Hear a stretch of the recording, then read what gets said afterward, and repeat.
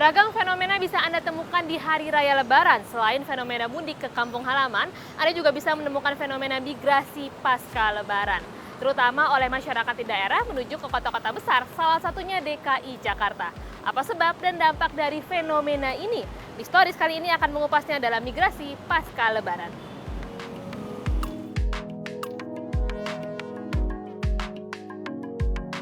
Pertama, kami akan mendatangi Dinas Kependudukan dan Pencatatan Sipil DKI Jakarta untuk mengecek data tren migrasi pasca Lebaran, terutama saat pandemi COVID-19.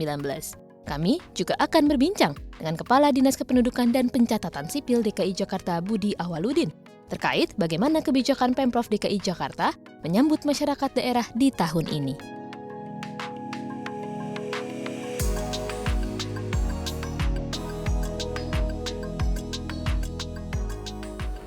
Terima kasih Pak Budi waktunya untuk CNBC Indonesia. Pak, bagaimana pandangan Dukcapil DKI terkait fenomena migrasi usai Lebaran?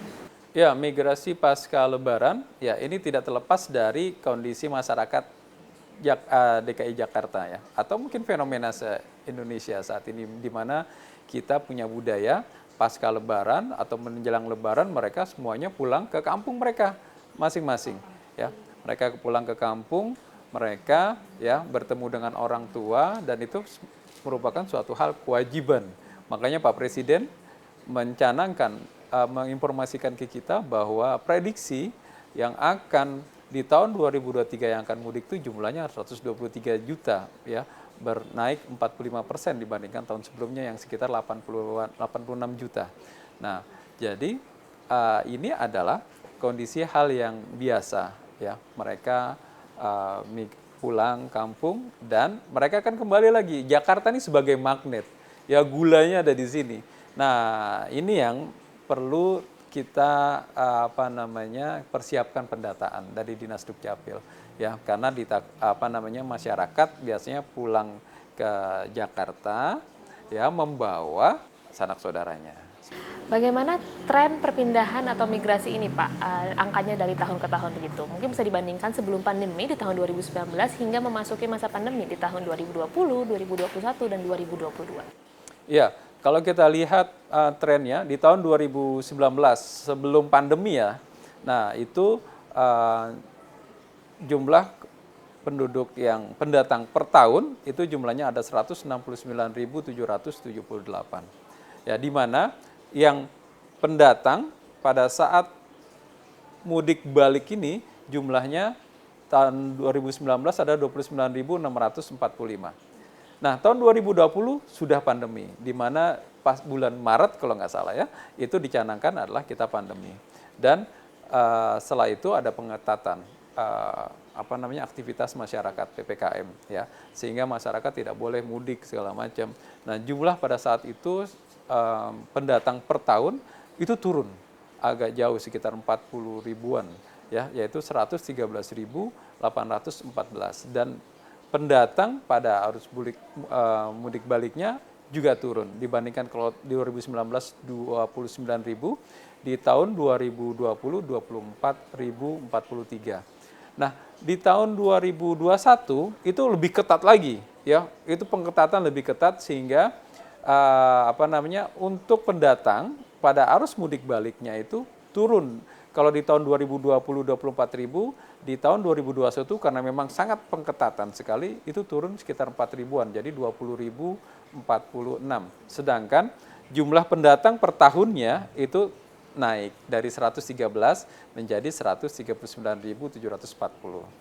Di tahun 2022, nah ini berbeda lagi ya. Di saat PPKM sudah dicabut, ya masyarakat bisa untuk mudik, maka angkanya naik kembali, ya itu 151.752 ya di per tahunnya, dan untuk pendatang mudik baliknya di angka 27.478, hampir sama di tahun 2019. Baik Pak, kalau prediksi Dukcapil DKI di tahun 2023 ini, mengingat angka pemudik pun kan sudah akan meningkat jauh, kurang lebih 45% dari tahun 2022 begitu, dan restriksi COVID-19 juga sudah dicabut. Apakah akan ada peningkatan migrasi pasca mudik? Kalau untuk di tahun 2023, prediksi kami itu ya kita memprediksi akan ada kenaikan di angka 20 sampai 30% ya. Jadi kita di kisaran sekitar 36.000 sampai 40.000 Mbak yang akan pendatang yang akan datang ke Jakarta di arus mudik balik ini. Seperti apa sikap Pemprov DKI menyambut kedatangan para pendatang ini, Pak? Apakah nanti akan ada penyekatan atau operasi justisi atau ada penjagaan di pos-pos masuk seperti di stasiun atau di bandara maupun di terminal? Ya, untuk operasi justisi sejauh ini belum kita lakukan. Ya, kita biasanya melakukan kegiatan pembinaan kependudukan dan ini sering kita lakukan. Kita turun ke RT, ke RW, kita melakukan sosialisasi kepada masyarakat ya, sambil kita melakukan layanan dokumen kependudukan untuk mendekatkan diri kepada masyarakat seperti itu. Nah, ini yang kita lakukan. Kita memberikan sosialisasi kepada masyarakat, ya kita turun ke lapangan dan itu hampir tiap minggu kita lakukan ke masyarakat, ke RW seperti itu. Oke, Pak. Memang ekses yang mungkin muncul dari pertambahan penduduk yang terlalu cepat ini apa saja sih, Pak?